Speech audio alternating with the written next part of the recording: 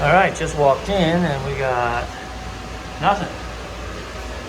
So our room is 75 degrees. We got no fans. Nothing going on. Let's check breakers and let's check fuses outside. Also, she said, hey, the freezer also is out of temp. So, no power again. Well, that sounds like I hear the solenoid energized. Why we got no power? See, we got a problem with the fan cycle control. Fan's not running, or our fan motor itself. Our fan's not running and we're at 300 PSI. I'm sitting here working on this unit and just realizing this liquid line is smoking hot. Shift gears back to this for a second. All right, we got everything in this little bullpen in here. So we got 3 units. A new walk-in cooler, which is fine inside, and it's running. A big old walk-in cooler with fuses and not running, and hasn't been running. And then walk-in freezer with fuses and not running. So let's start with this, see what's up if our fuses work. All right, so power in 240, power out. Uh-oh, hang on. That's not right. Either way, that's not right. There you go. I'm having left-handed difficulties. There it is. 120. Oh, we are missing a leg of power. 215. That's the leg of power we're missing, and this is going to read 0. That's correct. This is your good fuse. This is your bad fuse. Bad fuse. But what blew our fuses? I'm not a big fan of just throwing new fuses in and hoping for the best, because you end up pissing through money in fuses like crazy. All right, so while we're here, we're back on voltage. Line 1, 0, line 2, 0. So this one is not a blown fuse. Inbound power 240, outbound power 240. So let's get the freezer going first, because we can. Freezer's getting power. Why isn't it running? Well, it's obviously not running either because the thermostat isn't calling or the outside unit's not letting it. Let's get this gate opened up so we can get over there. So actually, I had a hunch. What I was expecting to find when she told me that the freezer was also not working, knowing this was outside and yesterday was Christmas, was that scavengers came and took their line sets, because that's a thing. Oh, there is no room to move here. Let's take a look. If I see anything visually burnt or problematic, I do not. I'm not going to push this in yet because I have my face right here and I'm wondering.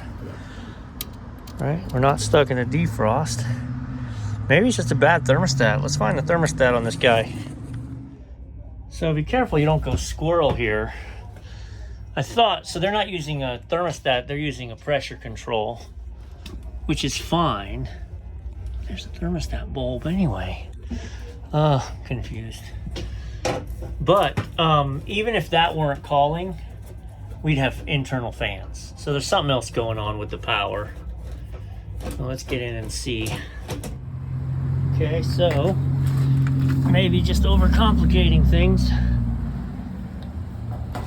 I'm gonna use my gauges to put a little pressure on the low side. Compressor runs. Fan will be on a cycle, fan cycle delay. So either solenoid's still closed up inside.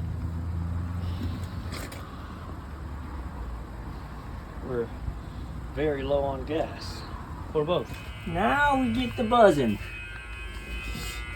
Solenoid, baby. Let's get to it. Okay.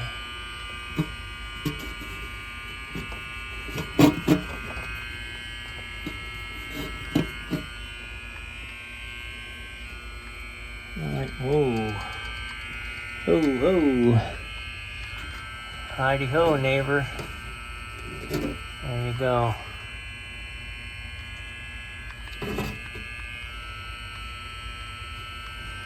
That's ugly, man. That's real ugly. But definitely, sorry guys, definitely oil right here. So we got a leak here. It's gonna be very difficult to get to.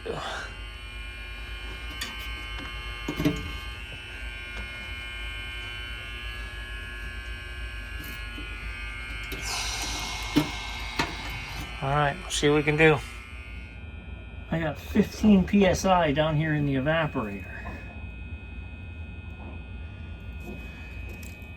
But I've got 5 up top on the other end of this physical line?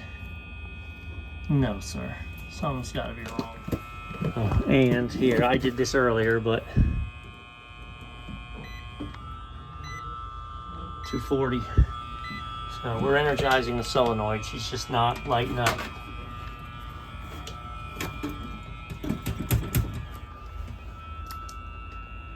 A monkey with it, and it comes out of a vacuum, but it's not opening. Hi.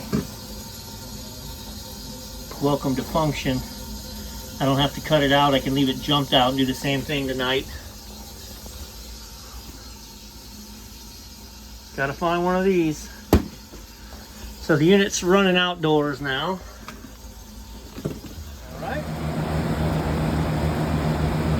Hello.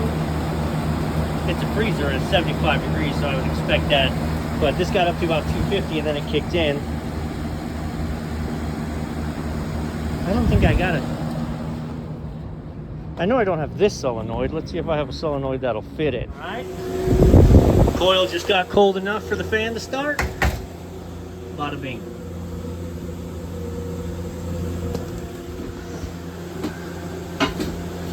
So.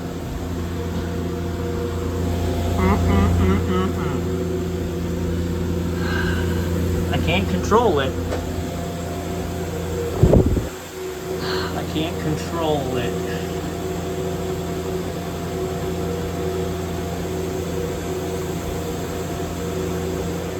Freezing.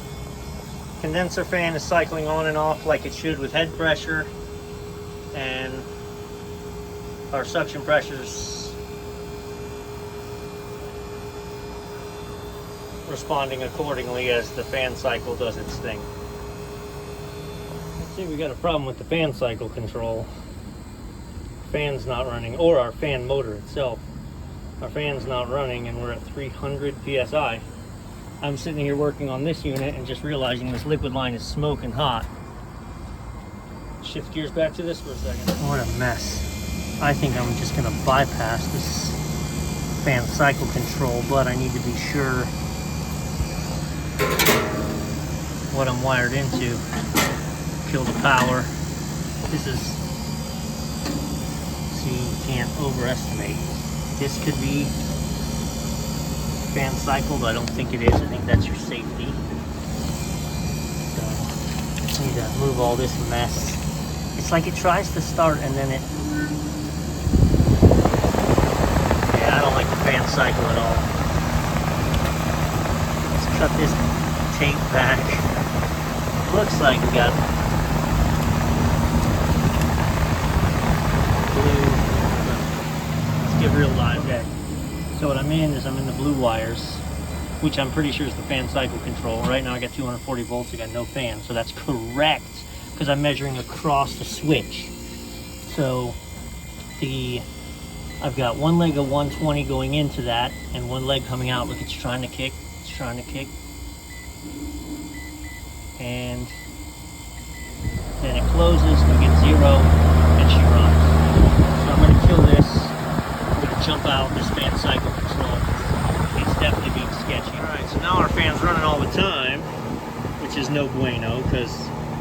gets cold tonight, we're gonna need head pressure. We're not gonna have it.